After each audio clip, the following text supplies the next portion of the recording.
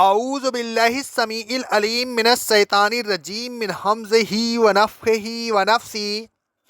سورہ المائدہ کی آیت نمبر 72 سے لے کر 76 تک کے اللہ رب العالمین کا ارشاد گرامی ہے، یقیناً ان لوگوں نے کفر کیا جنہوں نے کہا کہ اللہ مسیح ابن مریم ہی تو ہے، حالانکہ مسیح تو کہا کرتے تھے کہ اے بنی اسرائیل، اللہ کی عبادت کرو جو میرا بھی رب ہے اور تمہارا بھی، اور جو شخص اللہ تبارک و تعالیٰ کے ساتھ شرک کرے گا تو اللہ اس پر جنت کو حرام کر دے گا اور اس کا ٹھکانہ جہنم ہوگا، اور قیامت کے دن ظالموں کا کوئی مددگار نہیں ہوگا۔ اور ان لوگوں نے بھی کفر کیا جو یہ کہتے ہیں کہ اللہ تین الہوں میں سے ایک ہے، حالانکہ الہ کوئی نہیں سوائے ایک الہ کے، اور اگر یہ لوگ جو کچھ کہہ رہے ہیں اس سے باز نہیں آئے تو ان میں سے جو لوگ بدستور کفر کرتے رہیں گے وہ دردناک عذاب میں مبتلا کیے جائیں گے۔ آخر یہ عذاب سے کیوں نہیں ڈرتے اور کیوں اللہ سے توبہ نہیں کرتے اور اس سے معافی نہیں مانگتے؟ اگر یہ توبہ کر لیں اور معافی مانگ لیں تو اللہ تبارک و تعالیٰ انہیں معاف کر دے گا، اس لیے کہ اللہ بڑا معاف کرنے والا اور بہت رحم کرنے والا ہے۔ مسیح ابن مریم تو بس رسول ہیں، ان سے پہلے بھی رسول گزر چکے ہیں، ان میں سے کوئی الہ نہیں تھا۔ مسیح کی والدہ صدیقہ تھیں، وہ دونوں کھانا کھایا کرتے تھے، پھر الہ کیسے ہو گئے؟ الہ تو کھانے کا محتاج نہیں ہوتا۔ اے رسول صلی اللہ علیہ وسلم، دیکھیے ہم کس طرح ان کے لیے اپنی آیات کو وضاحت سے بیان کر رہے ہیں۔ اے رسول صلی اللہ علیہ وسلم، آپ ان سے پوچھئے، کیا تم اللہ کے علاوہ ایسے شخص کی پرستش کرتے ہو جس کو نہ تمہیں نقصان پہنچانے کا اختیار ہے اور نہ نفع پہنچانے کا، نہ وہ تمہاری پکار سنتا ہے اور نہ اسے تمہاری پکار کا علم ہوتا ہے؟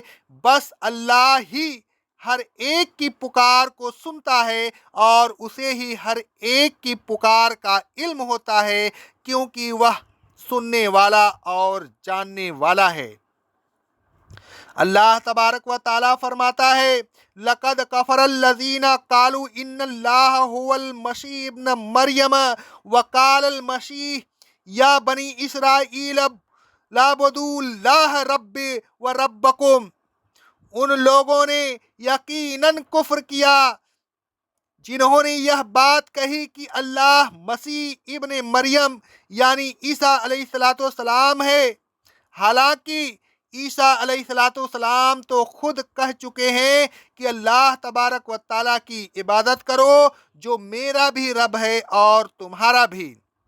عیسیٰ علیہ السلام نے کبھی نہیں کہا کہ میں اللہ ہوں، بلکہ انہوں نے تو اللہ تبارک و تعالیٰ کو اپنا رب تسلیم کیا اور لوگوں کو بھی اسی عقیدہ کی تعلیم دی، کیونکہ اللہ تبارک و تعالیٰ فرماتا ہے سورہ آل عمران کی آیت نمبر 51 میں، عیسیٰ علیہ السلام نے کہا، بے شک میرا اور تمہارا رب اللہ ہے، لہذا اسی کی عبادت کرو، یہی سیدھا راستہ ہے۔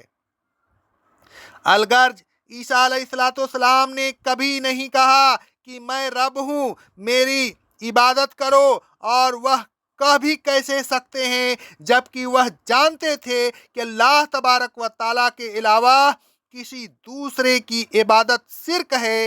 اِنَّهُ مَن یُشْرِک بِاللَّهِ فَقَدْ حَرَّمَ اللَّهُ عَلَیْهِ الْجَنَّةَ وَمَأْوَاهُ النَّارُ، اور یہ کہ جو شخص اللہ تبارک و تعالیٰ کے ساتھ شرک کرے اس پر جنت حرام ہو جاتی ہے، اس کا ٹھکانہ جہنم ہو جاتی ہے۔ جب شرک معاف ہی نہیں ہوتا تو جنت مل ہی کیسے سکتی ہے؟ کیونکہ اللہ تبارک و تعالیٰ فرماتا ہے سورہ النساء کی آیت نمبر 48 میں، بے شک اللہ اس بات کو نہیں بخشے گا کہ اس کے ساتھ شرک کیا جائے، اور اس کے علاوہ ہر گناہ کو بخش دے گا جس کے لیے چاہے گا، اور جو شخص اللہ کے ساتھ شرک کرے گا تو اس نے بہت بڑے گناہ کا ارتکاب کیا۔ شرک بہت بڑا ظلم ہے۔ اللہ تبارک و تعالیٰ فرماتا ہے سورہ لقمان کی آیت نمبر 13 میں، بے شک شرک ظلم عظیم ہے، شرک کرنے والے بہت بڑے ظالم ہیں، وَمَا لِلظَّالِمِينَ مِنْ انصار، اور ایسے ظالموں کا آخرت میں کوئی مددگار نہیں ہوگا۔ آیت زیر تفسیر سے معلوم ہوا کہ اللہ تبارک و تعالیٰ انسانی شکل میں نہیں آتا، لہذا اوتار اور حلول کے عقیدہ بالکل کفر اور شرک ہے۔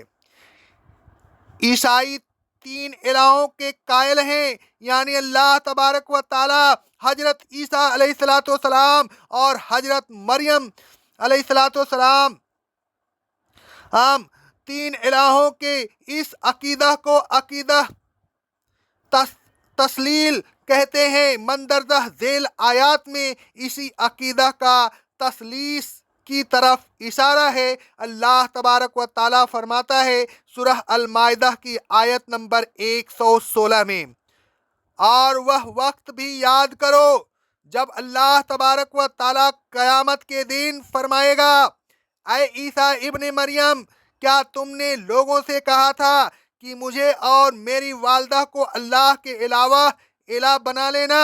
تو وہ جواب دیں گے، اے اللہ تو پاک ہے، وہ بے عیب ہے، میرے لیے یہ کب سزاوار تھا کہ میں ایسی بات منہ سے نکالوں جس کے منہ سے نکالنے کا مجھے کوئی حق نہیں۔ اگر میں نے کہا ہوگا تو تجھے اس کا علم ہوگا، تو جانتا ہے کہ میرے دل میں کیا ہے، لیکن میں نہیں جانتا کہ تیرے دل میں کیا ہے، بے شک غیبوں کا جاننے والا صرف تو ہے۔ اس عقیدہ تثلیث کی تردید کرتے ہوئے اللہ تبارک و تعالیٰ نے فرمایا، لَقَدْ كَفَرَ الَّذِينَ قَالُوا إِنَّ اللَّهَ ثَالِثُ ثَلَاثَةٍ، جن لوگوں نے یہ کہا کہ اللہ تبارک و تعالیٰ 3 میں سے تیسرا ہے، یعنی 3 الہوں میں سے ایک الہ ہے، انہوں نے بھی کفر کیا۔